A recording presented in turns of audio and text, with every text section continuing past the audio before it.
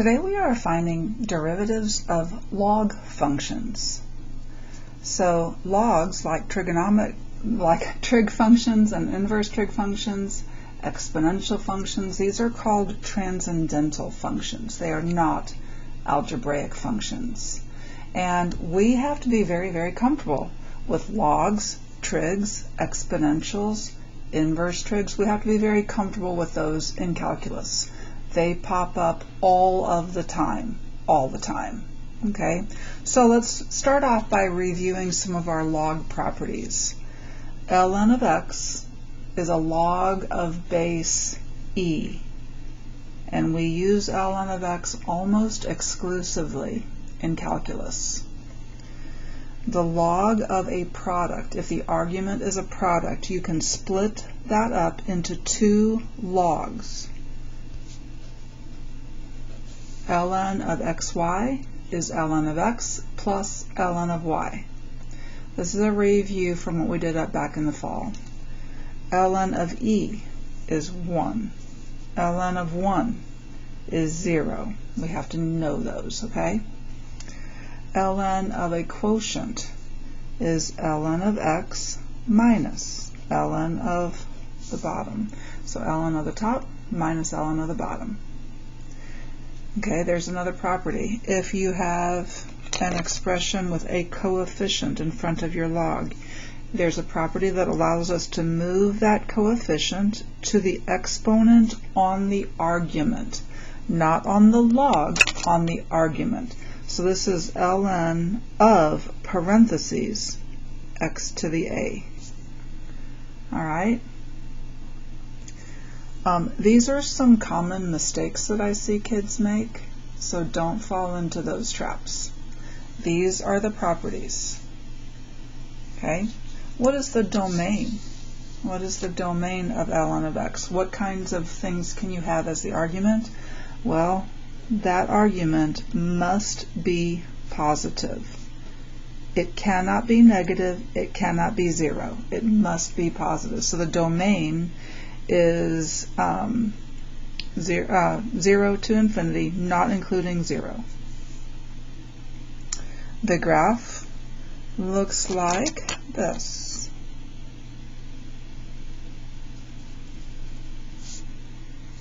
Where this right here is 1, because ln of 1 is 0. ln of e is 1. So if you go out here to e, you're at 1. Okay, as x approaches 0 from the right, the graph is going to negative infinity. As x goes to infinity, what is this function doing? Is it going to infinity? Yes, it is. Just extraordinarily slowly, right? Very, very slowly. ln of 100. 100 is a big number. What's ln of 100? 4.5-ish. What's ln of 1,000? All the way up to almost 7. ln of 1,000,000. That's 1,000,000. We're up to almost 14. ln of a very, very large number. Is it going to infinity? Yes, but extraordinarily slowly. Very, very, very slowly. Okay? All right. So yes, but it is going to infinity, just really slowly. It has a vertical asymptote of the y-axis, which is another phrase for the x is equal to 0. Okay, now let's talk about the derivative of ln x. We're going to use our calculator to explore, just like we did with trig functions. Going to explore. Let's pull up ln of x. Let's graph that. There's ln of x. Looks just like what we just drew up above. You can see it going, ln of 1 is 0. Okay. Now, and for y2, let's graph the derivative. Math 8 of ln of x. the derivative of ln of x. And we want to graph it for all values of x. So I'm going to do that. I got to sneeze here. Excuse me. Oh, excuse me. Something was tickling my nose. Okay, let's see what the graph of this looks like. So the graph of ln of x will still be there. And then in red will be the derivative of ln x.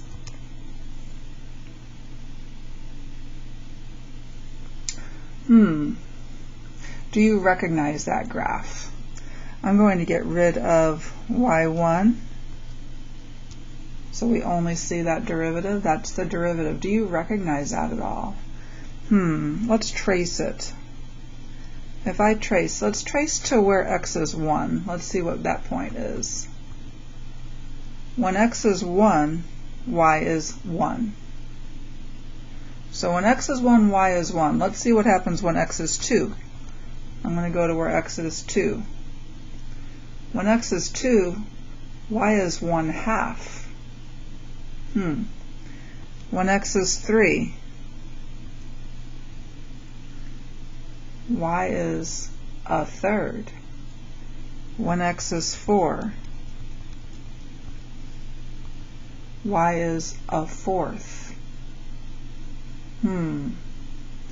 So the derivative when x is 4 is 1/4.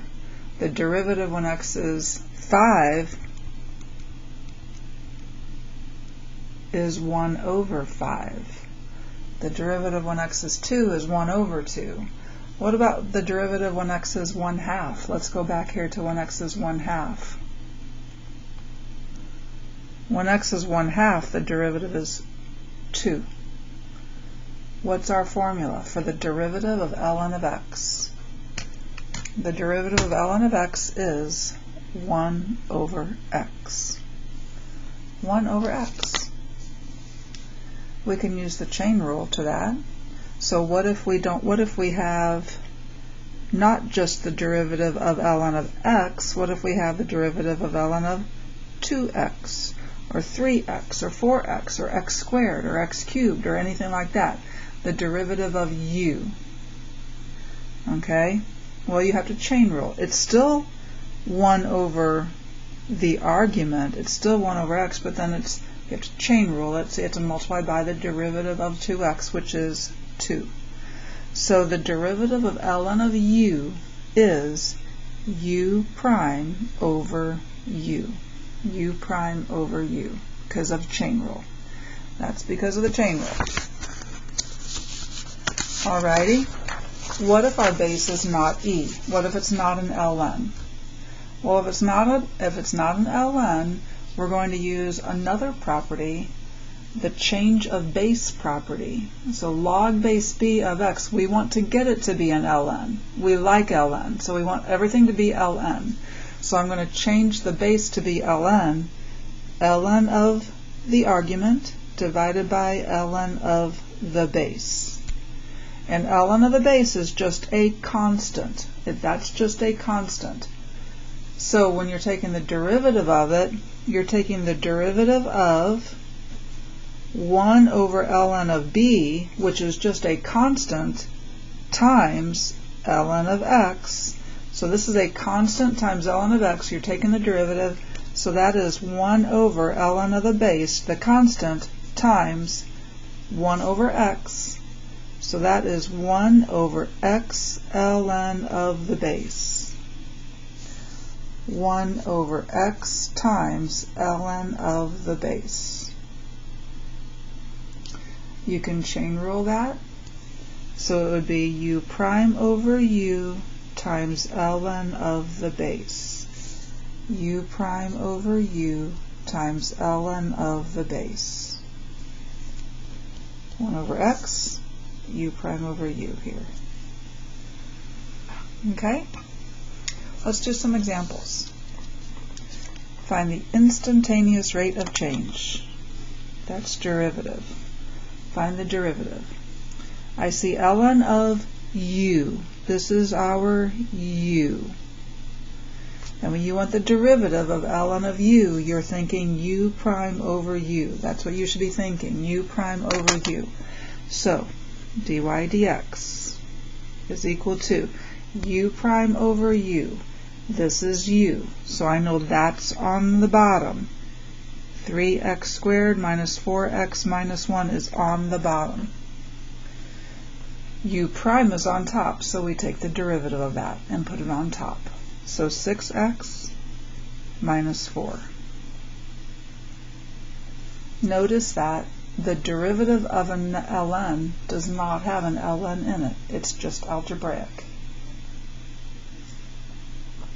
Okay, now we're going to plug in 2 for x because they told us to.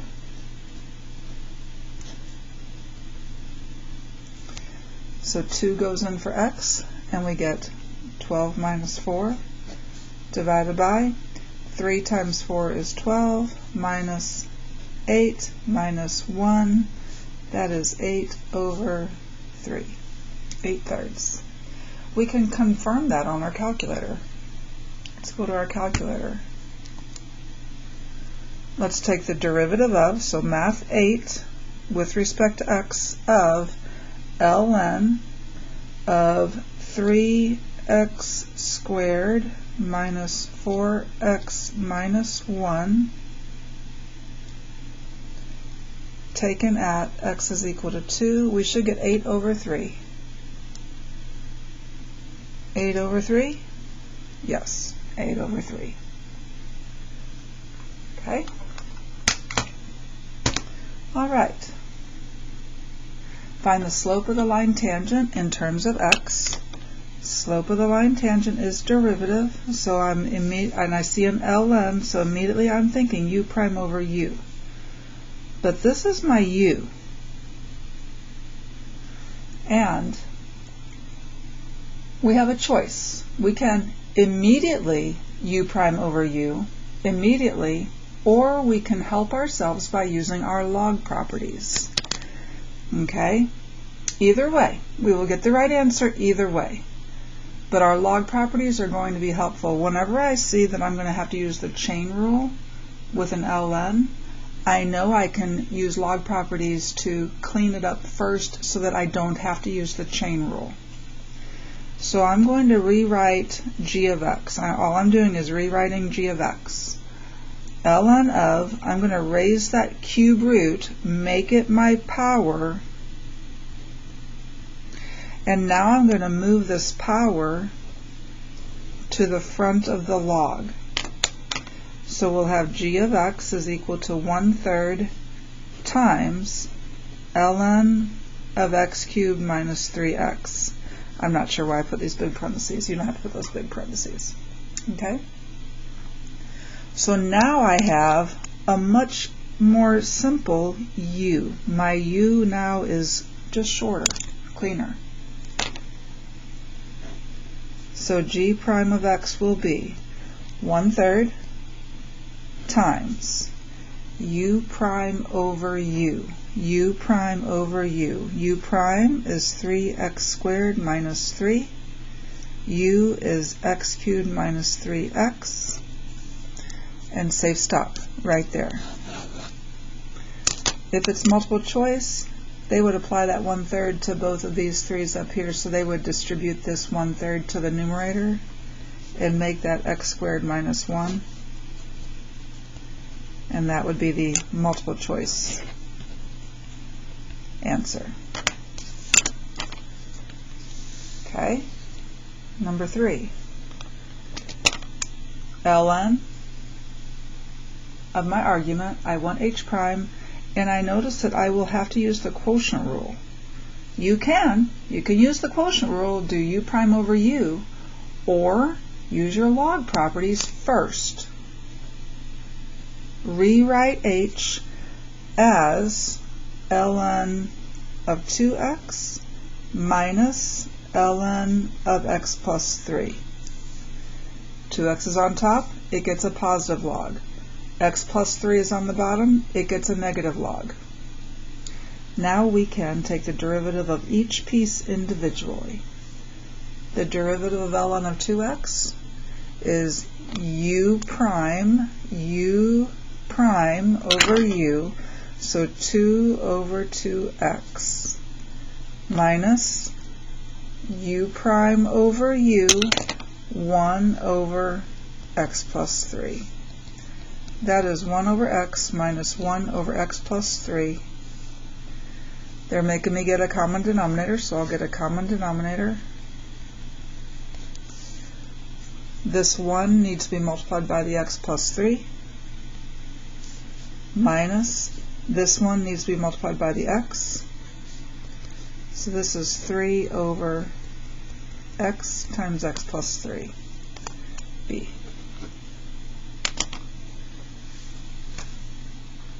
Okay. One more? Nope, not just one more. Next one, number 4. Find this derivative. Okay, do you see these absolute values? These absolute values are only there. They're only there to make sure that the argument is positive. Okay. For our purposes, for finding the derivative, we can just ignore the absolute values. Okay. So, ln of secant x, there's my u. So the derivative will be u prime over u. U prime secant x tangent x over u secant x is just tangent x. This is nice because now we know that the derivative of this is tangent x, therefore we know what the antiderivative of tangent x is. The antiderivative of tangent x is ln absolute value secant x. I only say that because an antiderivative is an integral. So now we know what the integral of tangent x is. We will get there later, but it's worth giving you a sneak peek at now. Antiderivatives. When we get really good at derivatives, then we do antiderivatives. Okay, number 5. Let's find the slope of the tangent line. That's derivative. I see a log and it's not an ln, so my mind switches to u prime over u ln of the base. U prime over u ln of the base. There's my u right here. This 2 that's the coefficient will just stay outside. So f prime of x will be 2 times u prime over u ln of the base. U prime over u ln of the base. Okay, safe stop for an FRQ. Multiple choice, they would just clean that up. 3 goes into 15 5 times 2 is 10. The x is reduced to an x on the bottom, so this would be the multiple choice answer. Okay, next up, number 6. What is g prime? I'm looking at this, I see a log, but I also see an x out here. So I need to use the product rule here. When I get to where I'm doing the log, it's a log, not an ln, so I'll do u prime over u ln of the base when I get there. Okay, but first things first, derivative of 3x is 3. Multiplied by log base 5, x squared plus 7, left alone, plus.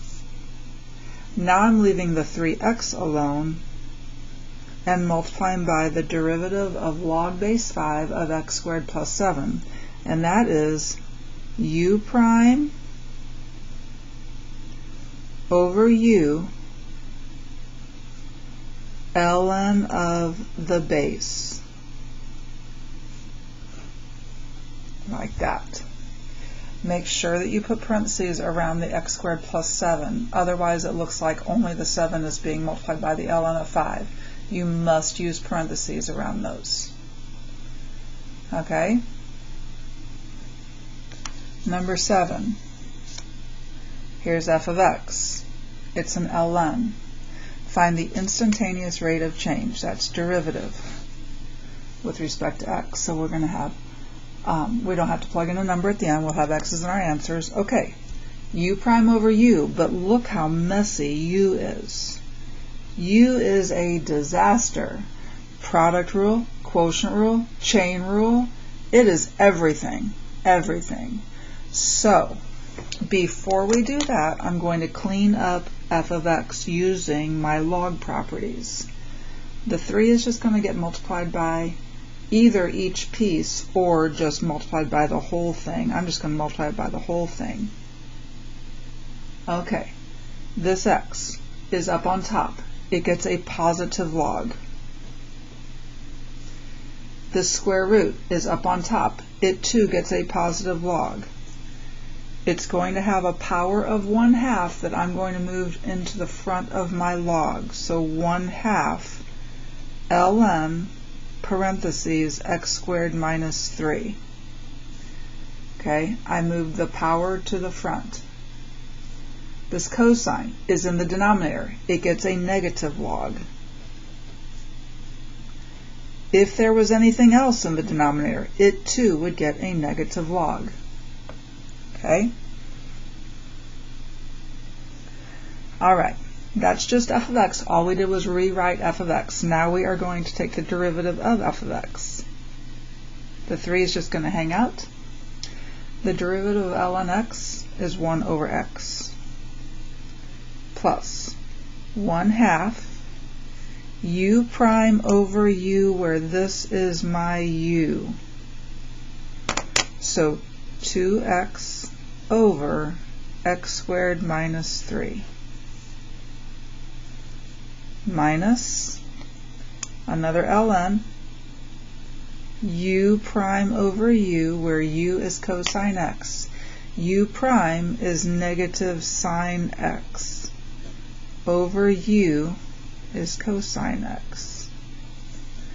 So this would be a safe stop spot. As a multiple choice, I can see them cleaning up a little bit. This 2 reduces with this 2. So this just leaves x over x squared minus 3. And this is a positive. Sine x over cosine x, they would not write it as sine x over cosine x. What would they write that as? Tangent x. I can see that being the multiple choice answer. Okay, one more. F and g are shown on the right. Let h be this function. What is h prime of 1? So h is a log of a quotient.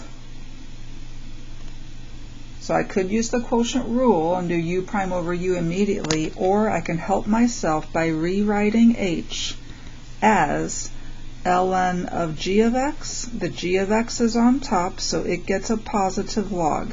The f of x is on the bottom. It gets a negative log. That's how I think of it. So I just rewrote h to make it easier on myself. Now for h prime. ln of g of x. There's my u.